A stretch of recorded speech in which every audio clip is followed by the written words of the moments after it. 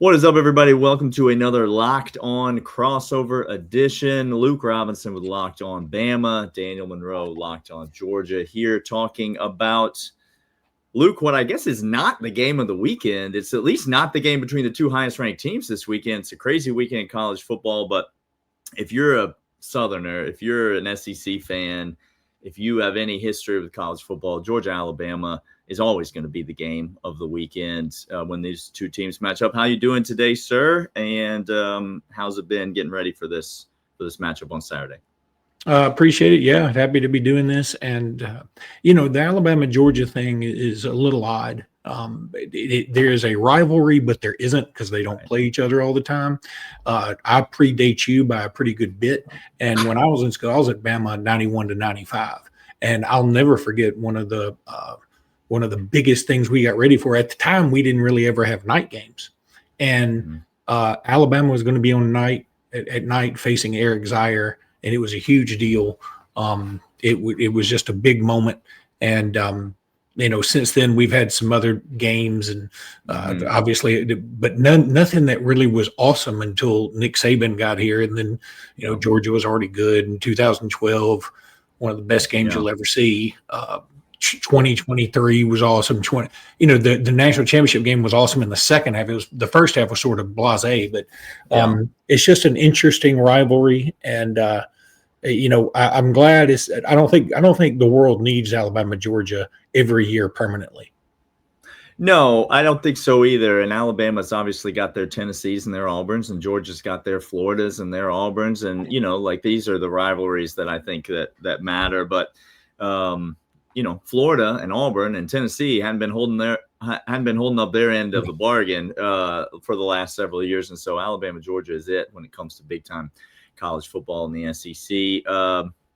By the way, today's episode brought to you by our friends over at Mazda. More on them in a second. But Luke, I'll just jump in and I'll ask you, as Alabama prepares, I think everybody watched week one and saw the Florida State game, and then everybody's kind of seen the shift in Alabama. And I feel like the national narrative right now is Alabama's fixed and Alabama's clicking, and that Florida State game seems to be a distant memory. Where would you say right now is the biggest struggle for this Alabama team currently? Where's the spot on the team that you still look at and go, man, that makes me nervous?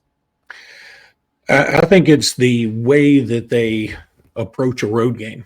I was at Florida State, and I was with some more optimistic than Alabama fans at halftime, and they kept saying, man, we're going to come back. I said, dude, look on the sideline. There's no juice. There's nothing. There's just nothing. I said, you can feel the lack of energy from our sideline. I said, and it's a weird feeling. I said, I don't think we're coming back. And I'll give them props because I know it's only been 2 games and 2 games against not such great competition. Wisconsin, a Power 4 team, but they're not good right now. But they look sharp. It seemed like maybe DeBoer did sort of a 180, or as a friend of mine used to say, it did a complete 190. He went the opposite way and then just 10 degrees more. But I think he started getting a little bit more animated, a little bit angrier. He's not going to be Nick Saban level, but nobody is. And I think that the players have responded to that somewhat. So I'm hoping that the crispness we've seen from these last 2 games isn't just a reflection of the competition. I think it's that Alabama has actually gotten better. The biggest concern is still going to be the running game. Now, look, I say it's a big concern, but Jimmy and I both agreed on our predictions podcast today that the running game is a huge concern going forward, but it's not necessarily a huge concern in this game because I don't think Alabama's going to be able to run it very well. Everybody talks about Jam Miller coming back. I think that's wonderful, but if a hole's not there, a hole's not there. Doesn't matter if it's Jam Miller, Sean Alexander, Derrick Henry, or whatever. So, and the holes just haven't been there for the running backs. It seems like the passing though has been great. So I'm hoping that we are what we are in this game. We are a passing team right now. And I think that's a weakness of Georgia is the passing game. Yeah.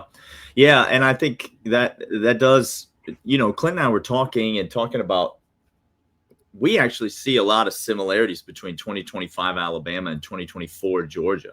Yeah.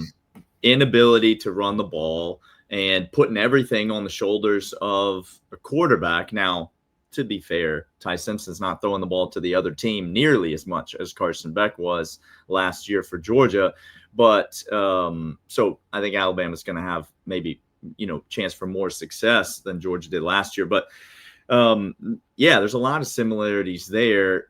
Is the offense, is the running game a product of the offensive line then? You're saying if a hole's not there, a hole's not there. Is this offensive line a liability for Georgia? I know there's so many highly rated guys on it. There's so many future first-round NFL draft picks. But is that a relative point of weakness? Maybe even looking at it from a pass rush standpoint, if they're going to be dropping back and throwing it a bunch of times in Athens on Saturday night. I think it's a product of maybe we're a better pass protection team. We also have a pass happy coach and offensive coordinator, and our best players are our wide receivers. I mean, Ryan Williams and Jeremy Bernard, they are both playing at an elite level right now. Yep. So I think when those are your best players and we don't have a running back, I love Jam Miller, I do, but we've talked about this on the podcast and it comes off as an insult. But Jam Miller is not in Derrick Henry, Trent Richardson, Mark Ingram, TJ Yeldon, Najee Harris area code. He's a good back, and he's a pretty good receiver. He scored on wheel routes the last 2 times Alabama's played Georgia. Mm-hmm. So, hey, he can catch the ball. Yeah. But it's not like he was averaging 100 yards a game before he hurt his collarbone. That wasn't the case. He's a pretty good back. And I think getting him back is going to be big because I think he's great in pass protection. He's great in the receiving game. But I just think maybe this particular time Alabama doesn't have what has been an Alabama running back of the last 15, 16 years. Now, A.K. Deere may ultimately be that guy. Maybe Kevin Riley takes it up even another notch, something like that. But right now, I just think it's a combination of we are a pass team. That is our new identity. And we also don't have a running back that would be of the ilk that we've seen lately. Yeah, to be fair, everybody scores on a wheel route when they play Georgia. So that's not really a credit to Jam Miller. That's more just an indication. You and I could score on a wheel route against the Georgia defense, Luke. So I'm not giving him too much credit there. All right, we're going to come back after this. Luke's got some questions for me about this Georgia team matching up on Saturday night in Athens against Alabama. But first, these. And these are from our friends over at Mazda, moving the game forward. For those who believe it's not just about playing the game, it's about redefining it. There are moments to do more where you do more than put points on the board. They move crowds, move culture, and keep the game moving forward. When you follow what moves you, the unexpected is only the beginning. And just like there's more to every highlight, there is more to every Mazda vehicle. Go check out Mazda's complete lineup of cars and SUVs. Mazda, move and be moved. All right, Luke, what do you got for me in terms of questions about this Georgia team? First of all, man, what is your hair care routine? It is awesome. Yeah, it's working. That's my first question. I get it from Chris Marler. I don't know if you are familiar with his I know work. Chris. Yeah, so you can ask him about it. Today is particularly aggressive. It's just it does what it wants to do, man. It does what it wants to do. It's like Johnny Bravo, but cooler. I really dig it. I can't control it. Control it. Yeah. Sometimes your hair has just got to be awesome, and it's just going to be that way. Sometimes it's just going to be that way. Yeah. My question for you guys. All right. So what I keep hearing, and again, I'm not trying to put this in a belittling light, but I keep hearing that I listen to a lot of national narratives after the Tennessee game, and Gunnar Stockton was a gamer. There's 100%. He's a gamer. He knows what to do. He's got a Greg McElroy vibe about him to me. Whereas, like, if he needs to tiptoe the line, he's going to do it. He's not scared to get hit, things like that. Yeah. But I heard the narrative before that game was Georgia's not throwing the ball downfield at all. And then the narrative afterwards was, hey, I guess we proved we can throw the ball downfield. I didn't see that in that game. I saw some intermediate passing and some short passing that some of it turned out to be nice. I also saw a beautiful pass he threw to tie the game up 100%. But the deep passing I didn't see. I just wonder if that's a concern of yours or not. Yeah, I think I'll see your Greg McElroy, and I'll raise you one national championship right here over my left shoulder, and that's the quarterback he reminds me a little bit more of. But I agree with you. He's got that gamer. He's got that dog mentality. He's a good runner. He's a capable runner, and he's going to put his head down and he's going to gain extra yards. I think George is able to utilize him a little bit more in, some intentional RPO stuff. And I think you've seen that play dividends. Some of the short stuff that you've talked about to Zachariah Branch in particular that's broken out and gone for big plays has been, predicated off an RPO look, and the quarterback run threat, I think, adds to that. And I think we've seen that from Ryan. Ryan Williams got an 80-yard touchdown reception where he caught it 1 yard behind the line of scrimmage this year too. That's part of explosive passing games in this year's in 2025's offensive system. In terms of downfield passing, I think we saw it on the opening play of the game, 40-yard completion down the right-hand side to Colby Young, I believe. Obviously, the London Humphreys catch in the end zone in the biggest moment of the game, 4th and 6 from the 25-yard line. I think he's shown the ability to make those throws. I think the difference is he hasn't had to make those throws consistently this year because there has been, there's been other stuff open. There's a whole contingent of Georgia fans, Luke, I'm not sure you could believe this, but who are calling for the offensive coordinator's job after Georgia scored 44 points on the road in Knoxville against who I think is a pretty good defense. Gunnar Stockton was not the problem in that game. The problem was that we had defensive backs falling down all over themselves. Gunnar Stockton, we came out and got punched in the mouth on the opening drive of the game.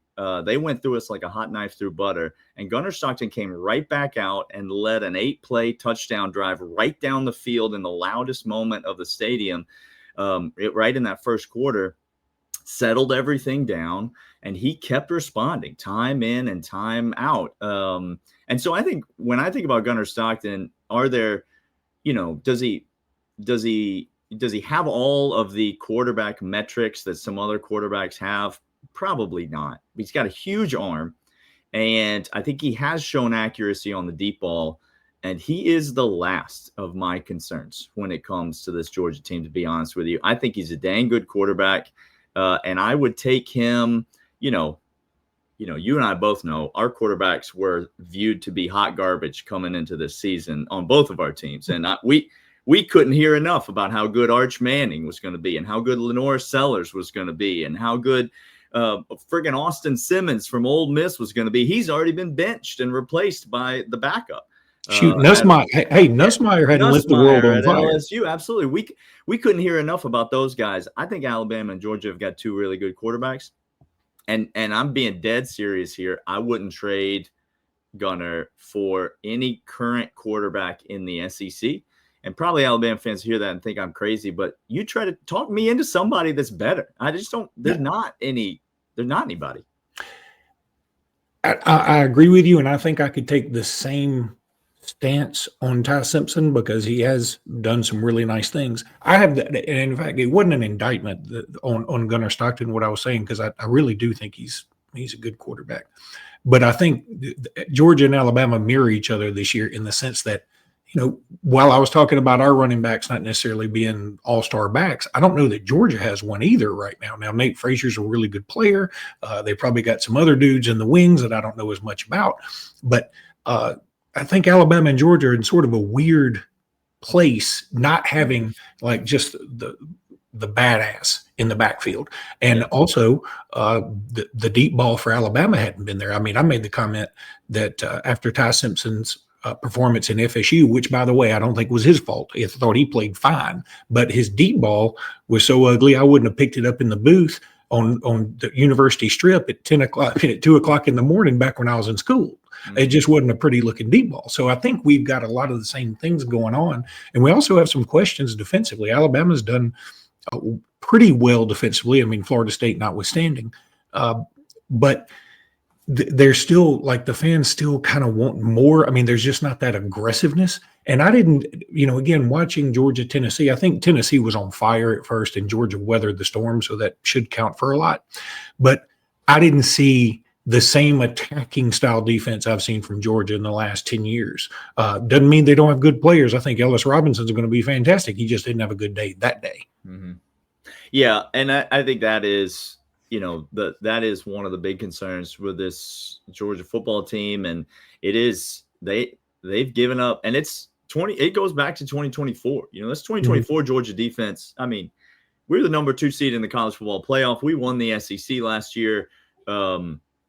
Georgia's defense was bad, period. Bad. Georgia couldn't run the ball, and they couldn't stop the run. They couldn't. Now, they are more stout up front defensively this year than they were last year. I do think their ability to stop the run this year, is better. I think they've gotten better on the defensive line. I think they've got more bigger, physically capable bodies up front. And so I do like their ability to stop the run. I think Georgia's linebackers are the best group in the country. But the secondary's got holes in it. Josh Heupel and, the Tennessee quarterback and the Tennessee offensive system were able to exploit that up and down the field, one explosive play after another. But it's not just the explosive plays down the field. Luke, what was so frustrating as a Georgia fan in that Tennessee game was there were so many underneath crossers that we were chasing. I mean, just chasing those things across the field in man coverage. And, when you can't stop that route, then all of a sudden the safeties come down and the corners are on an island. And then Jeremy Bernard is streaking over the middle of the field, running towards the end zone. That's the concern, I think, for this Georgia pass defense. I honestly think the DBs are going to be fine. If you go back and watch, a lot of them were in good position. They mistimed their jump. They didn't play the ball well. No excuses.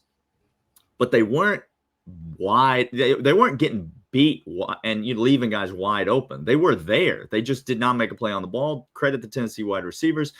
Discredit to the Georgia DBs. They got to do a better job. But I think that kind of stuff gets fixed. To me, it is, can Georgia defend the underneath passing game that I know that, Grubb and DeBoer are going to want to run to be able to try to free up deep shots? Because neither of these teams, we may not be.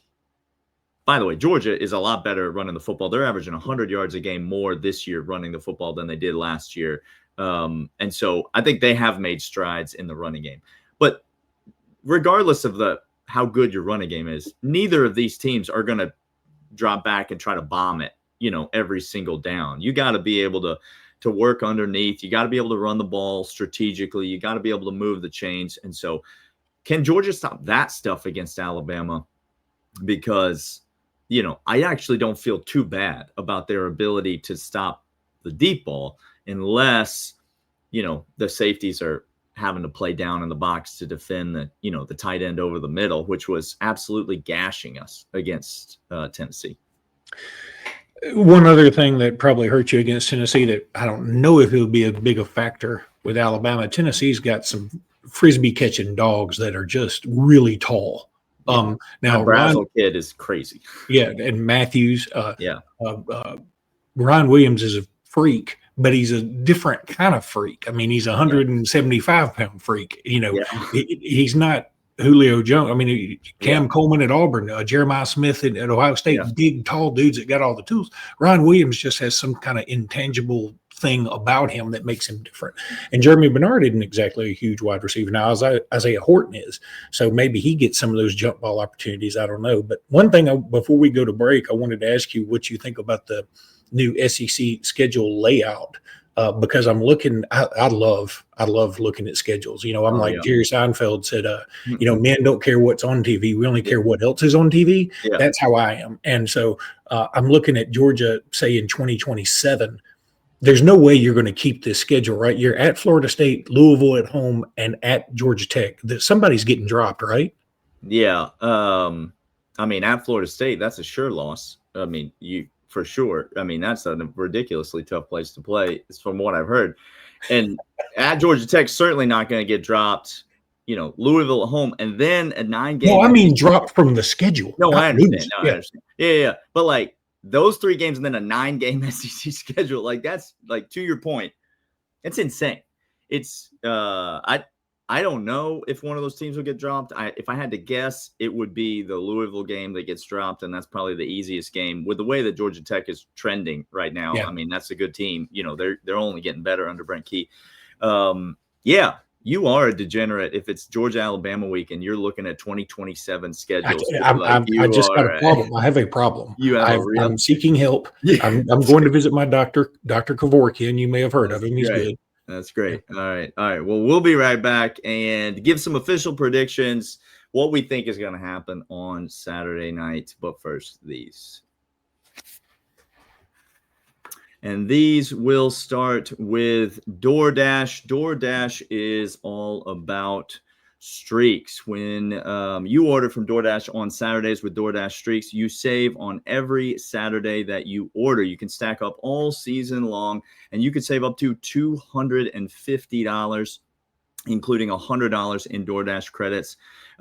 Speaking of streaks, obviously, Georgia, 33-game home winning streak, longest in the nation. That's on the line on Saturday. Alabama, 9-1 against Kirby Smart when he is the head coach. That streak is on the line on Saturday. One of those will be blemished. But DoorDash streaks is the way to go. Order with DoorDash now every Saturday and keep the streak alive. Fuel your game day only with DoorDash. Terms apply. Promo period through 11/18. But that's not all. Also want to talk about 5-Hour Energy. Caffeine just got a flavor upgrade. 5-Hour Energy shots deliver tasty caffeine in 17 bold flavors. Each 2-ounce shot contains the caffeine of a premium 12-ounce cup of coffee plus B vitamins and nutrients with 0 sugar and 0 crashes.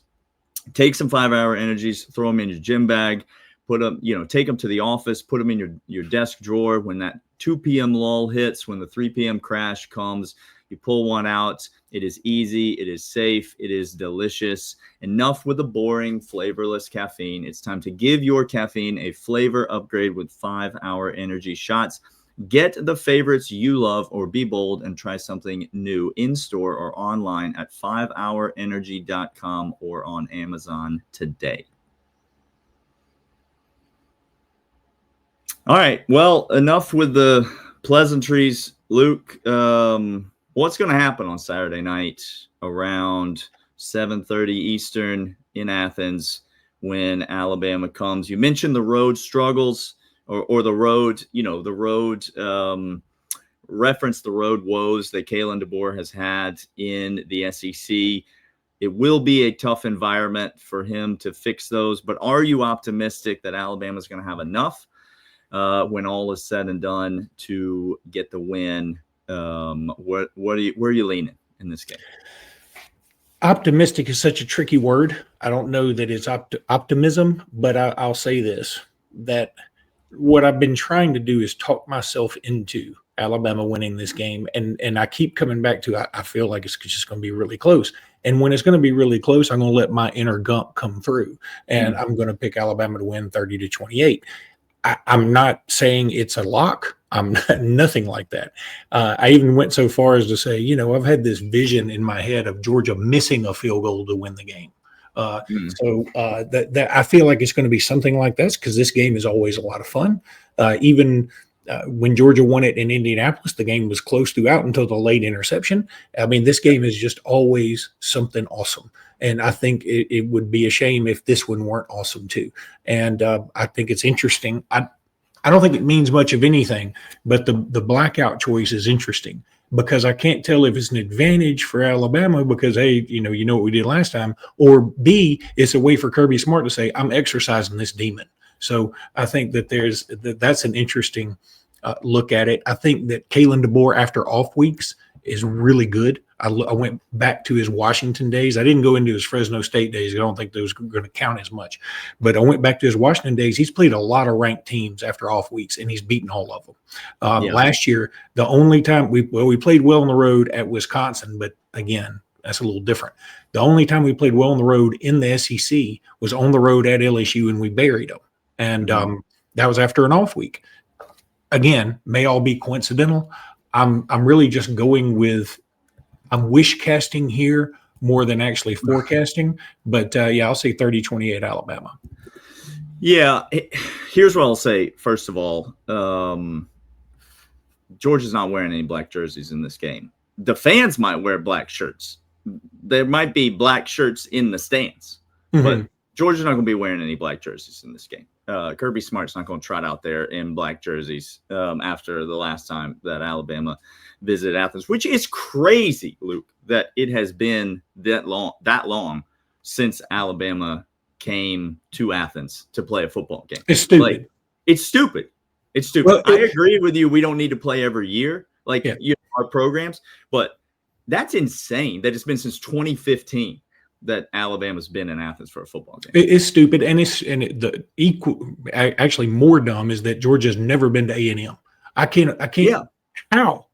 Georgia fans would love to travel to College Station. Yeah. They would like. I mean, it hurts the fan base.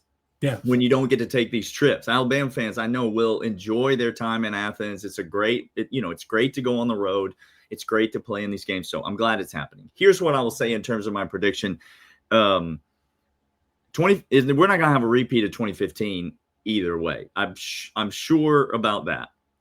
As you mentioned earlier, Derrick Henry's not walking through that door. And so I'm not as worried about an absolute bludgeoning in a big spot. It's a totally different Georgia team. I also don't think we're going to have a repeat of 2024 in the sense that I don't think anybody's going to be up 28-0 in this game or 21-0 after the first quarter. I don't think we're going to be seeing I don't think there's going to be that kind of a beatdown on either side, either way. The only thing that I feel like I know about this game is that it's going to be close. That's the only thing that I feel very confident, like I would bet a large sum of money on 6 points either way. If you gave me, a Georgia +6, Alabama +6 parlay, I would hammer it because I feel very confident that this is going to be a close game. I even feel like so before I looked at the lines early in the week, I just feel like this game's going to be 27-24. It's close to your score. And then I looked at the over-under. The over-under is 53.5. So it's right there on the number. It's a 3-point line. And so it's right there on the number. So I've got 27-24. I feel more confident that that's going to be the score, Luke, than I do of which team's going to win. I think it could go either way, 27-24. But because it's at home, and I think I think Kirby Smart got out-scripted by Kalen DeBoer in the most horrifying way imaginable last year. But then through the rest of the game, I think you saw Kirby Smart and Kalen DeBoer coaching football, next to each other. And, that you take that, Alabama fan could take that as an insult. I just think that's what you saw. You saw a script, and then you saw coaching. I think we have the better coach. I know that we're playing at home. And so I'm going to lean Georgia. And so I'll go Georgia 27, Alabama 24. But both of us agree it's going to be a great one on Saturday night. It will be good for the fan bases. It'll be good for the programs. And, man, whoever wins this game is going to be in the early driver's seat to be in Atlanta in the SEC championship game. Although that feels like a long way away. Hey, go follow Locked On Bama. If you're a Georgia fan, if you're an Alabama fan, you're probably already leaving me wonderful comments on the YouTube channel on Locked On Bulldogs. But if you're not, we welcome them. So let me give you a quick 2015 story because I was there. Yeah, go for it. And if you remember, it just rained like hell. Oh, it was wet. It was brutal. Yeah. And so I was sitting just under an area that was protected, and there was a family of four, a dad and two sons and his wife, out in the rain. And as the game obviously started going Alabama's way, and then it got to be, I think, 38-3 at one point, one of the little kids turned to his dad and was like, "Daddy, can we go home?" And the wife looked at him like, "Yeah, can we please go home?" And the dad said, let me tell y'all something. The players are here, so we're going to be here. And I wanted to lean down and say, sir, they're scholarshiply obligated to be They here. have to be here. They have to. Yeah. You can leave anytime you want to. I've left several movies in the middle of them because they're awful. So, yeah, and that was an awful movie. I tell yeah, you, it was a bad movie. Get out. Yeah. I hope we're not in. I hope we don't run into one of those type of situations. I cannot imagine that we would. These two teams are too good. They're too well coached. They're too talented. These are the two most talented teams in the SEC. And so I expect a good one on Saturday. Luke, it's a pleasure as always. Follow Locked On Bama, follow Locked On Bulldogs, and we will see you guys next time.